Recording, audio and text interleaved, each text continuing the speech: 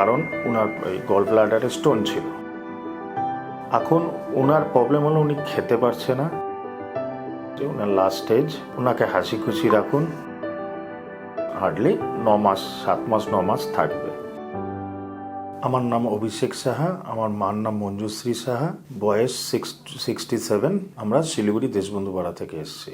আমরা প্রথমে মার খাওয়া খেতে পারছিল না, তো আমরা একজন জেনারেল ফিজিশিয়ান দেখিয়েছিলাম। সে সাজেস্ট করলো একবার সার্জনকে দেখিয়ে নিতে।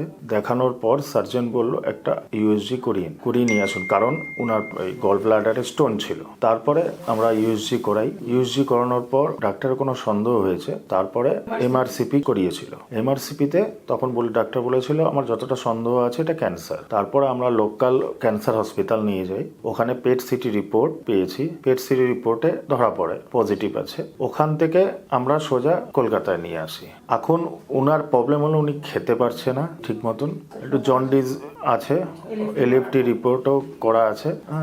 এখন আমরা খোঁজ পেয়েছি আপনাদের। এর আগের ডাক্তার বলেছে যে ওনার লাস্ট স্টেজ, ওনাকে হাসি খুশি রাখুন।